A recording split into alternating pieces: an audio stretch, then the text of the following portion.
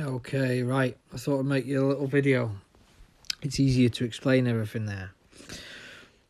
Right, so as you can see in the rules, using markup on the rules, which if you copy and paste the one I gave you and just change the bit about the duck pond, because that's the only bit that's different, look how much more appealing to the eye it looks with the markup.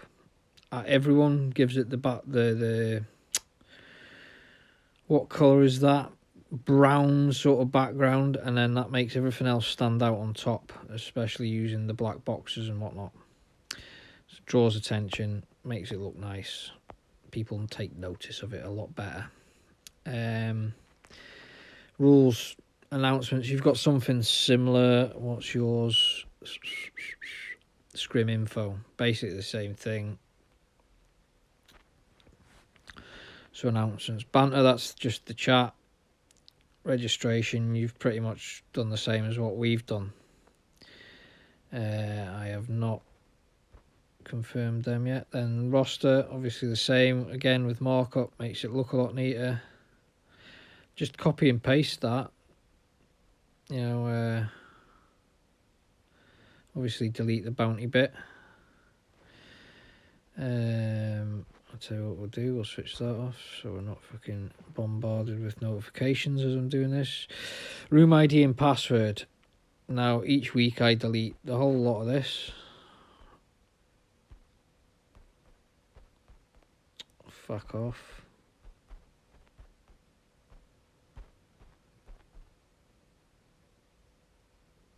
There we go. You don't delete that one, you frigging pain in the ass. Right, so room ID and password. What the fuck?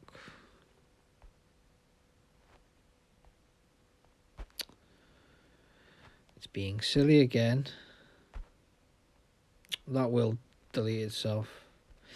So the room ID and password, like I was saying with the permissions, because the team leaders change each week, so the teams involved change each week. That's why I was saying delete the role, because it just deletes everyone from that role, start the role up again, and then when you come in, you can CW player. See, because the invite system isn't working, I basically opened it up to everyone, and that's probably what you'll need to do as well until they sort the invites out, because you can't only invite the team leaders in and they can't get anyone else in, so just give them all the password for now. But usually I would have I'd roll, oh, it's at the top, isn't it? CW leader. So CW leader, they want to read messages, they don't want to send messages, and they want to read message history. And that's it, that's done. And then each week, when you delete that role, that will disappear anyway, and you just add it back in your password every week. There we go, so that's password. Results, it's obvious, past week's all the results and shit from previous weeks. That's, again, read only, don't give them permission to... They will type anywhere you give them permission to. Just fucking don't let them. You got to stay on top. The same with if they start it in the registration. If they start a chat up in the registration, just delete it and tell them to fuck off back to the normal chat.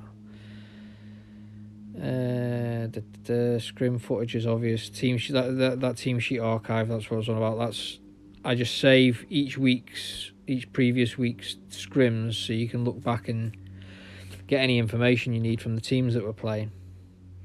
And then your two chats. Clan Ward leaders is obviously set up so only CW leaders can get in it, and social lobby is open up to everyone who's a Clan Wars player. So rules, that doesn't really change, that stays the same. Announcements you can keep, so there's only each week registration, delete the lot. This bit at the top and the form I have saved in my notes on my phone. That way each week I can just delete, copy and paste from my notes. It gets less complicated. The same with the roster. I've got the basic form of the roster saved on my phone, so I can just delete that and repost it each week. room ID and password, you just delete it as I said. Nope, don't want to stop recording yet. Fucking hell. So on my phone, in my notes, there's all my shit there. So I can just post each week. Makes it so much fucking easier. Oh, that's my streaming posts.